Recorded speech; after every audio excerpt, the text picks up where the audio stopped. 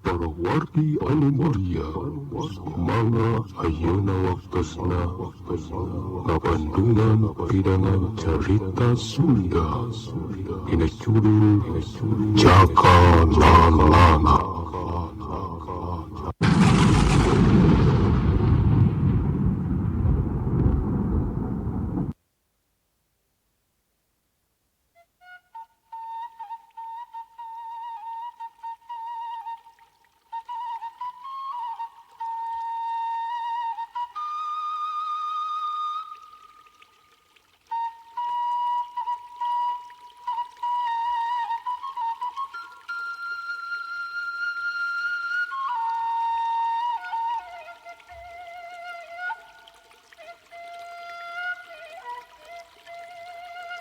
Assalamualaikum warahmatullahi wabarakatuh. Bismillahirrahmanirrahim. Rabbi shrah li sadri wa yassir li amri wahlul 'uqdatam min lisani yafqahu qawli. Aturan para warga anu mulia anu sami-sami mikaresepkeun pidangan carita tanapi dongeng Sunda di mana bae ayana mugi sadayana aya dina kawilujengan sehat lahir sinareng batin kalayan aya dina rahmat Allah Subhanahu wa taala. Amin ya rabbal alamin. Alhamdulillahirabbil alamin. Dina danget ieu pribados sejak medar deui carita anu katunda. Carita atanapi dongeng Sunda Jaka Lalana ayeuna parantos nincak kana seri atanapi bagian ke-24. Atuh sateu acana sapatos biasa pribados anu baris medar ieu carita. Oke, kalaresan anu nyerat ieu naskah teu boleh sajana da dihapunten ka sadayana. Wah bilih saupami tema aya anu kalaresan kasabit namina kasebat asmana oge padumukanana kitunya ka cacanak dina ieu carita. Mugi ulah kirang-kirang hapuntennya ka sadayana kumargi saupami tema kalaresan aya anu sami.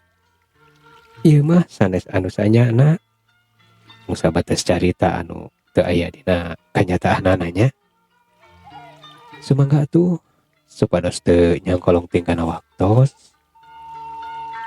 Carita Jaka Lalana bagian ke-24 sejak di kawitan. Wilujeng ngadangukeun.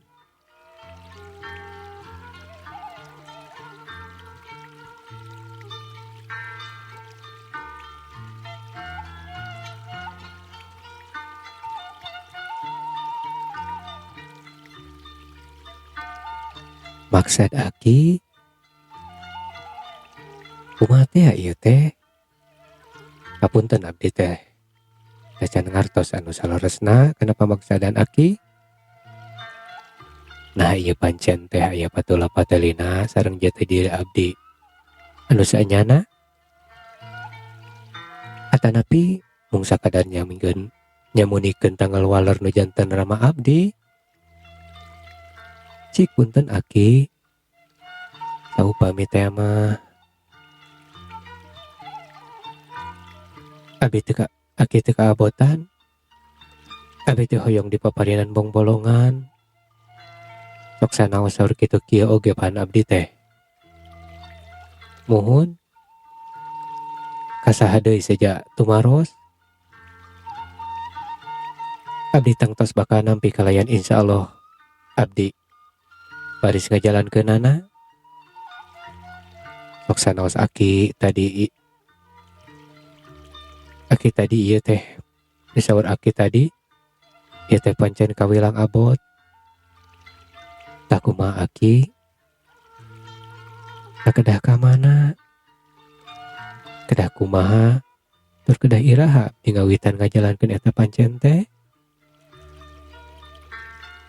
Sok paku ieu mah yeuh. Budak teh nya ari geus marap waktu manya teh. Hiji atulanan. Ame Aki ngajawabnya parele. Ieu mah ada temen si robah nanya. Nantilanan. Pokna Akisani sabari ngajemprak sila ipis. Terus we ngalinting deui daun kawungna.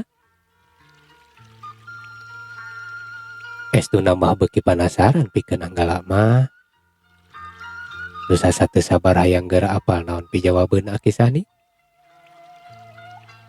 Dari dek tumanya deui kaayaan kalayan ngarurusuh mah. Teu wanian anggala teh kapaksa we. Kudu daek sabar nungguan Akisani katara nyalse pisan. Sok bandungan ku hidup kasep. Aki teh sabanana mah geus heubeul pisan. Ieu teh nu Rusia ngeunaan hidup nu sanyana. Saeutikna tadi geus kaguar saware. Kalian hidup oge tangtu geus ngarti meureun.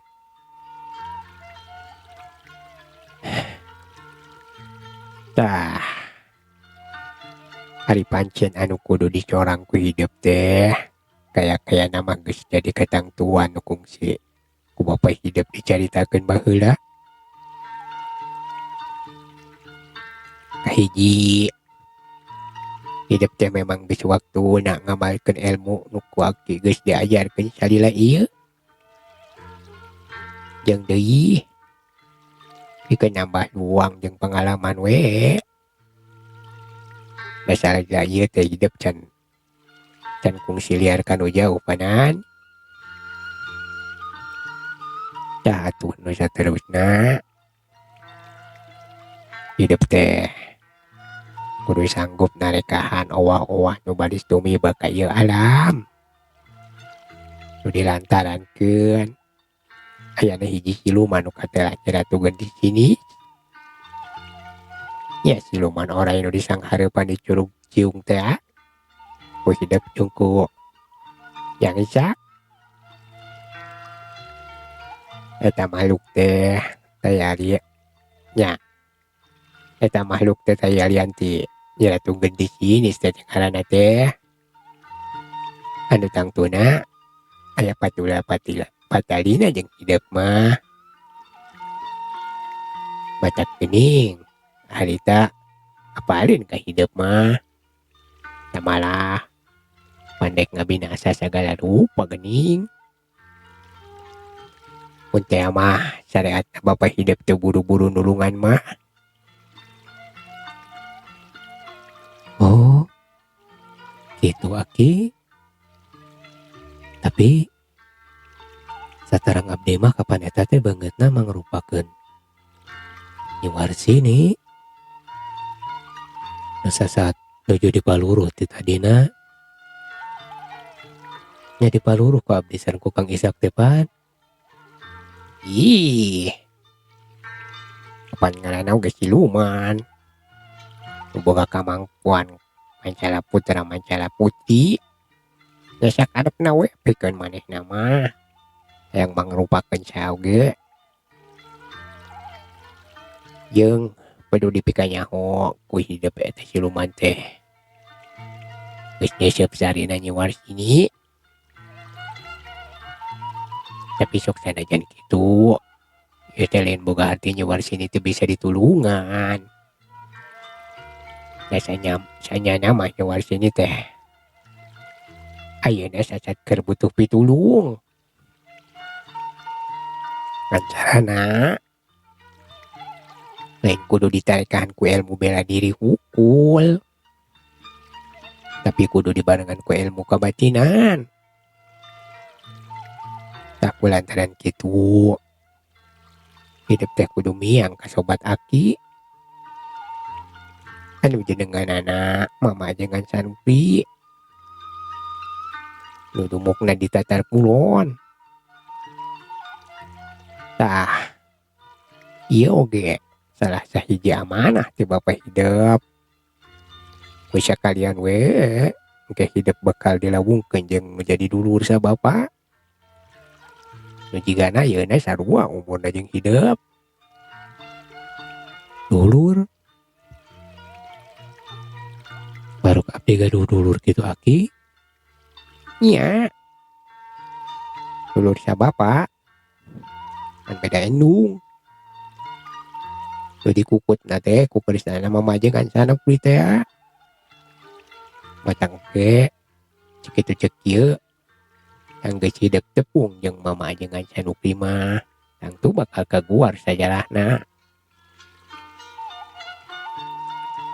Nya saja bating kehidupan tadi wurukan ku ilmu agama nu leuwih asa. Nya da Aki mah ilmu agama na teu nepi ka jero. Bari kitu we al kadarna geuningan nu dibikeun ka diajarkeun ka hidup oge. Tah ieu teh memang kudu buru-buru dipilampah ku hidup. Lantaran mun teu mah dingke-engke deui sajabat ti bakal mahabu pangaruh siluman nyiratu gendis ini oge hidup bisi parieun obor manten ya puguh mun teu dicuk-cuk ku hidup mah dulu hidup katut mama jeung can Ukri moal daekeun ka dieu da teu apaleun. Bagja teman Aki abdi geuning boga dulur. Nah geuning nembe sasahuran ayeuna Aki. Hanya kudu ka mana abdi miang ka Tatar Kulon teh. Pan sidik abdi macan. Apa tempat sejen? Sareng deui. Kumaha eta nasibna nyewar sini? Ari abdi ngadon angkat kit ka ditu mah. Ih, ieu mah budak teh pancan anggeus aku ngomong teh baku ah. Pokona kieu jang. Hidup ayeuna mah bisa-bisa kudu buru-buru miang. Hubungan mama jeung can Ukri. Ari padumukanana mah katalah kampung Jenggung baheula teh. Ya ayeuna di Tatar Kulon mun teu dieu mah. Masih kaasup wewengkon Cianjur eta teh. Di dieu mah Kayung Ulon we semu ngaler saeutik. Nya tatanya we kege bakal loba nu nuduhkeun. Tah perkara ieu teh teu Aki mah aya atoh, aya nalangsa cu. Ari atohna ya Aki teh masih dibere umur nepi ka bisa medar kaayaan hidup nu sanyana. Atuh ari nalangsana. Nya meureun hidup teh sawatara waktu mah kudu papisah jeung Aki oge si Ambu. Nu tangtu bakal ngarasa deudeupeun. Tapi pada nenek kitu urang ngadoa we sugan ka Allah Subhanahu wa taala.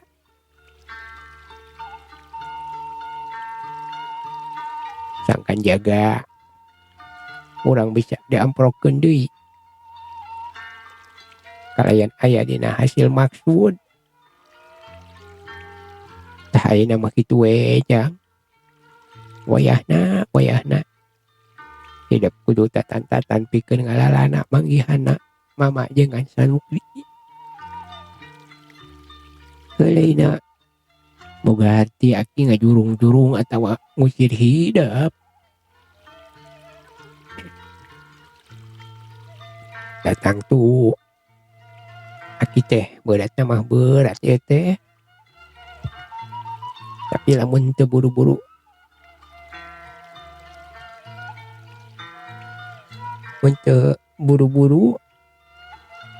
bisi eueuh waktu pikeun narekahan mamala nu baris datang.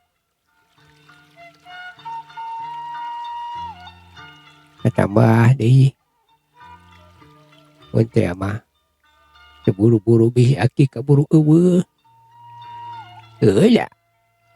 Anu nyaho ari umur mah pan. Anu antukna kata hidup bisa keburu pareumeun obor. Tah, pikeun pi batureun salila hidup miang mah ajak we. Yang Ishak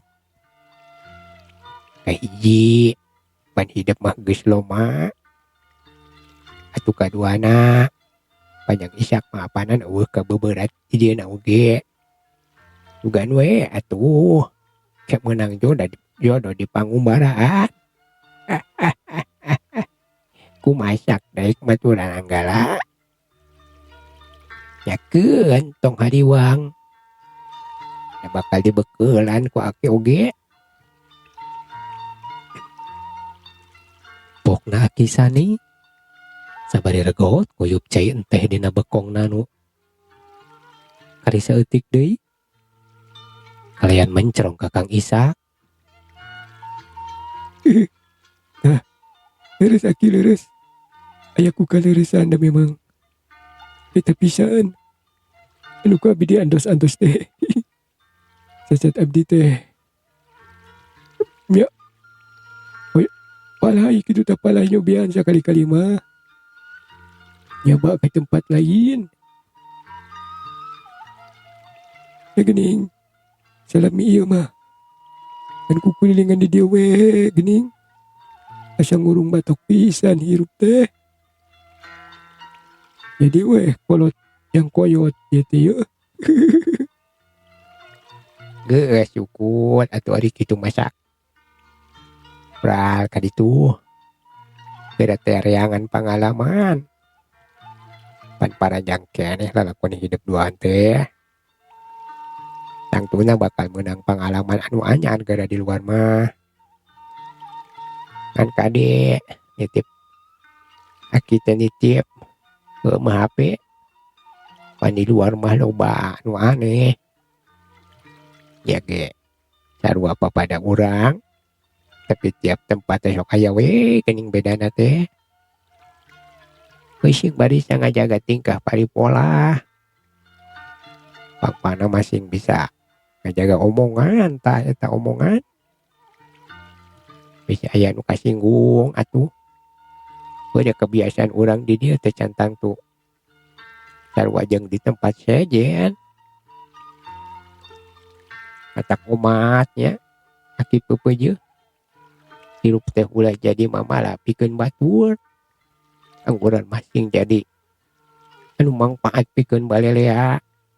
Oh di mana bae aya oge.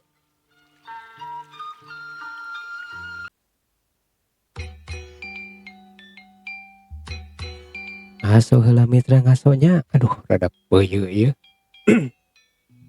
Tos lami henteu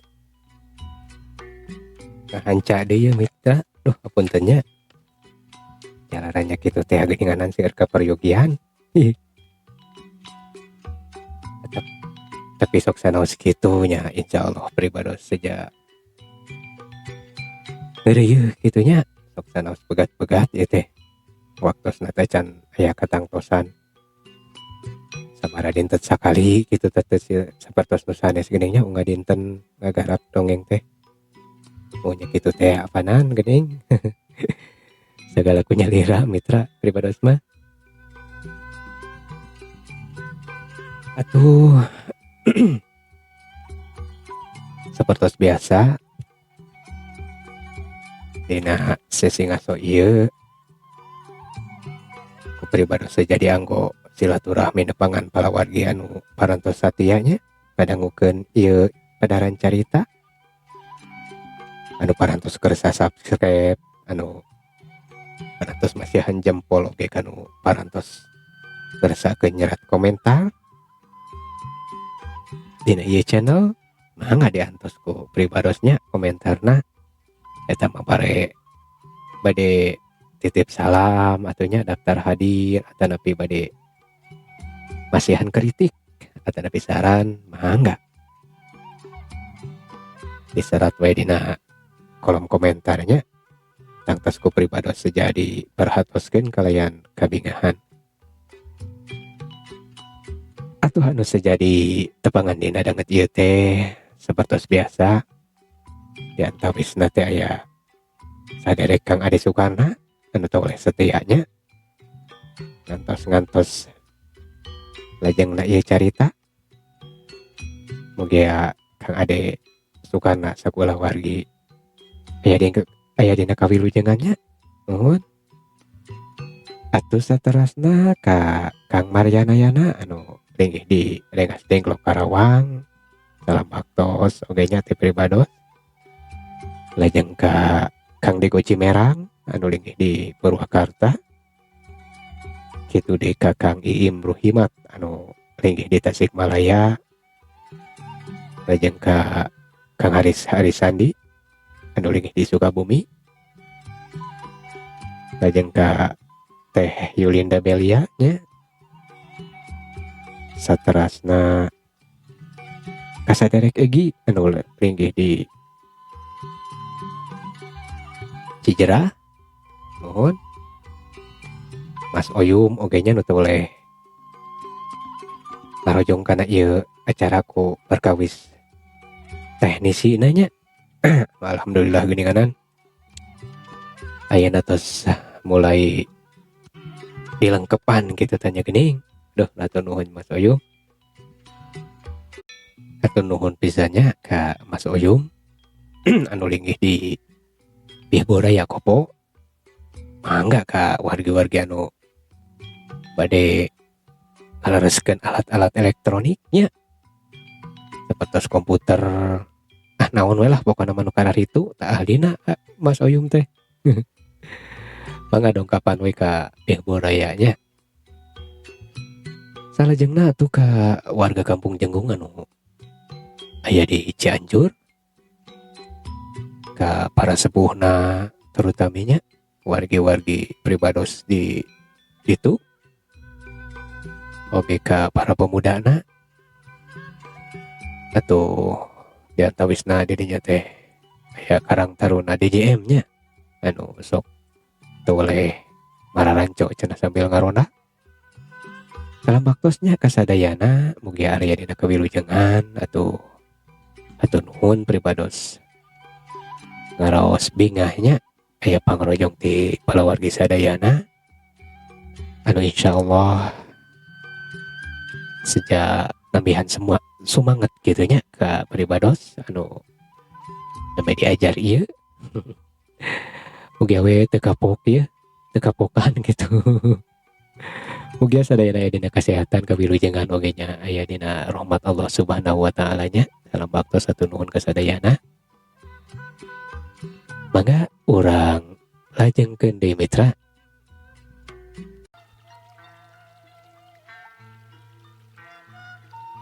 Singkatna carita dina waktu nu geus ditangtukeun sanggeusna amitan ka Akisani amu Isa oge ka sakumna babaturan nu aya di paguruna boga Akisani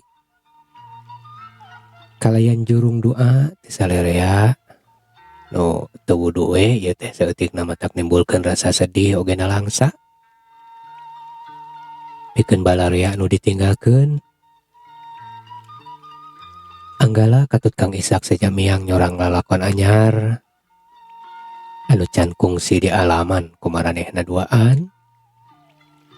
Muruk ka tebeh kulon semungaler dek muruk ka wewengkon Cianjur pikeun nepungan mamajengan Sanukri anu dumuk di Kampung Jenggung.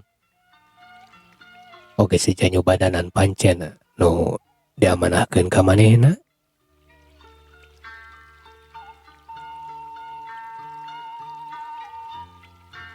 Cak ayeuna urang tunda heula nya lalampahan Anggala katut Kang Isa anu keur miang ka wewengkon Cianjur. Ayeuna urang malikan deui nyaritakeun kaayaan Ratu Gendis Hinis anu aya di Curug Ciung. Dan memang di dinya matuhna ayeuna mah dibaturan ku balad-baladna nu geus seja satiasa tuhu ka manehna. Nyati bangsa manusia balad nama nu diluluguan ku Bapertala sapara kanca anu kiwari jadi jalma kepercayaan Nyi Ratu Gendis Sinis bikin mepeg deui balad sa loba-lobana.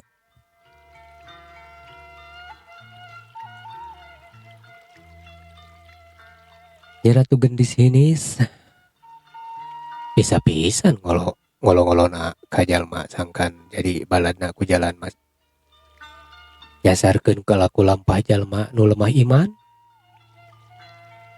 atuh da saha jalma anu teu ka bongbroy ku pangbibitana nu mangrupa harta oge rayuan mautna nu kumetakeun anak ajian klecis iblis napikeun ngerut lalaki nu leumpeuh yuni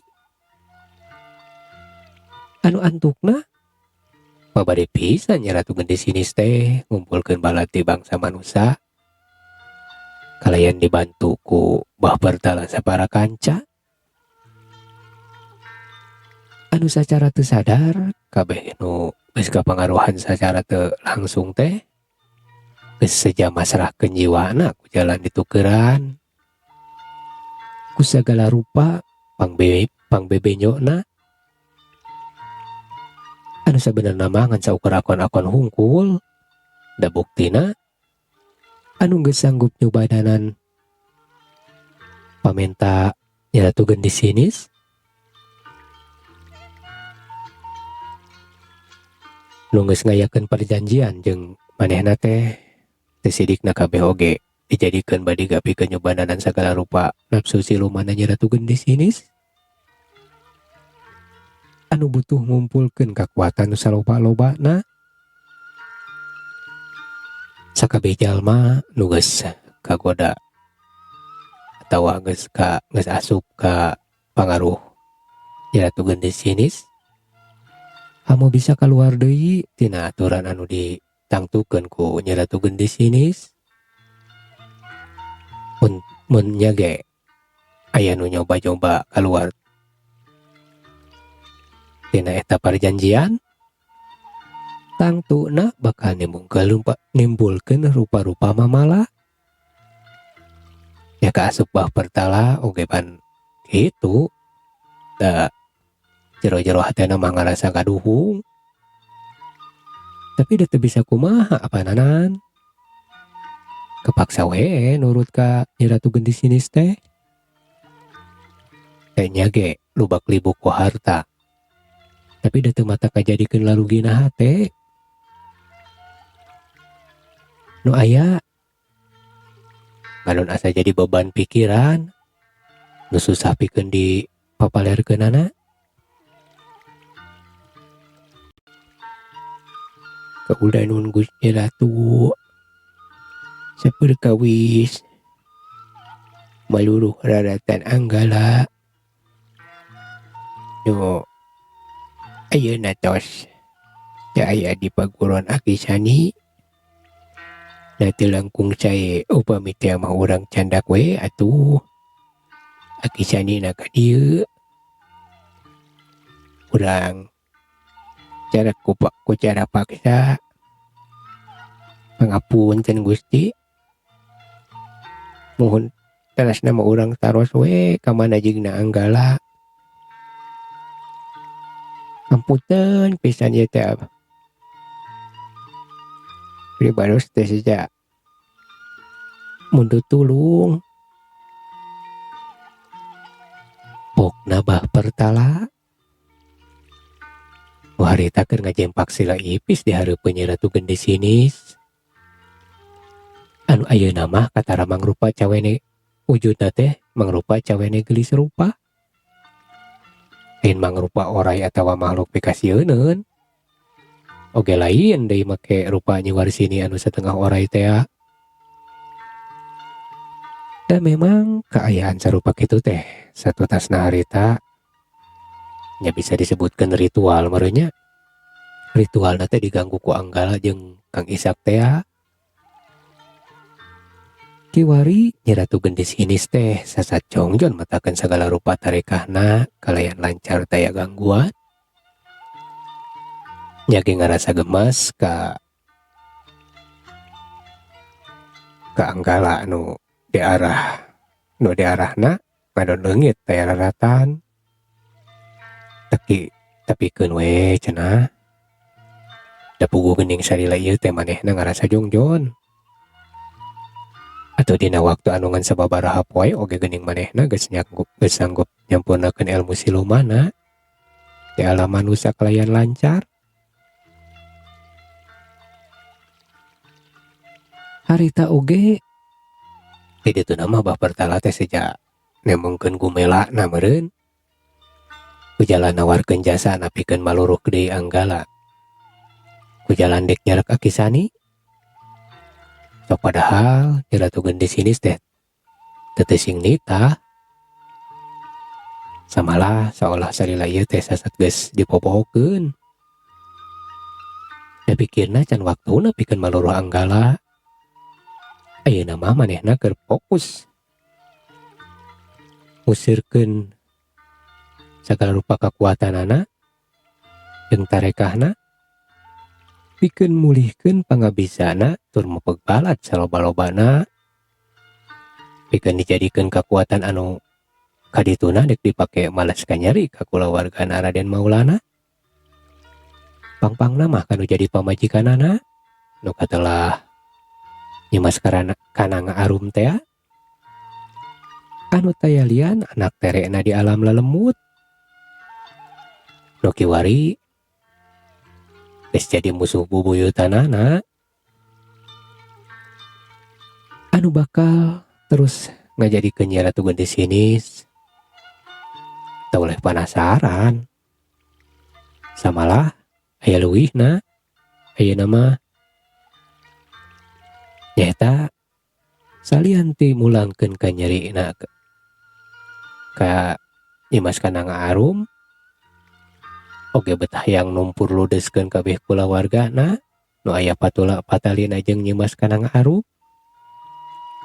Anu kadituna hayang kumawasa di dua alam nyaeta di alam lalemut oge sawareh di alam manusia.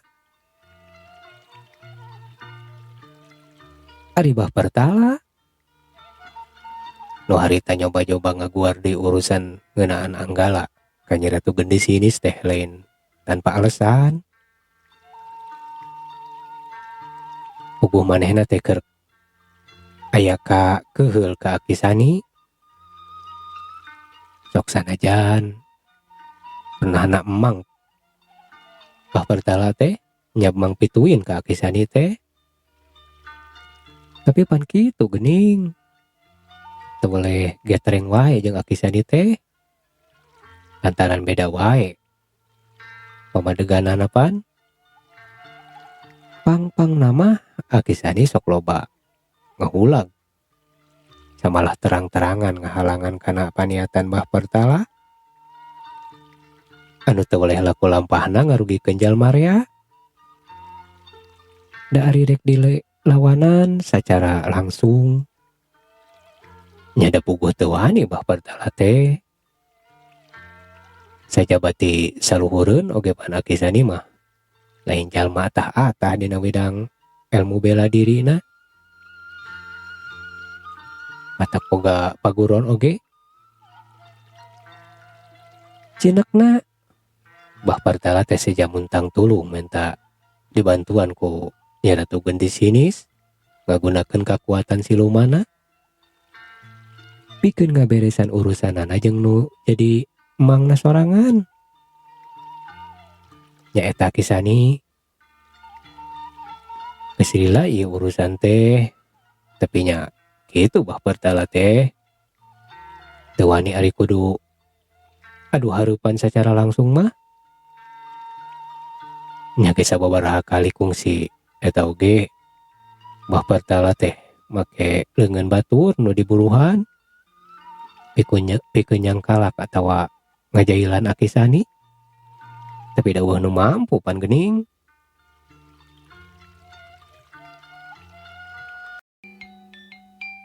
Kumaha atuh lajengna ieu carita mangga diantos dina bagian anu salajengna nya mitra.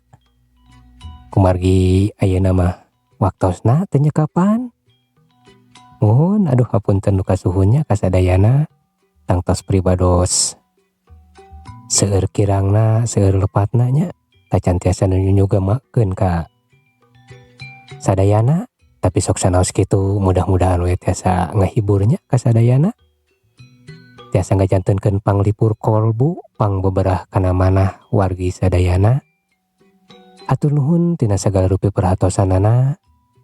Insyaallah mudah-mudahan orang dipaparinan yuswa ku Allah Subhanahu wa taala. Tina sanes waktos orang teraskeun deui nya mitra. Atur nuhun tina sagala rupi perhatosanana. Wabillahi taufiq wal hidayah. Wassalamualaikum warahmatullahi wabarakatuh.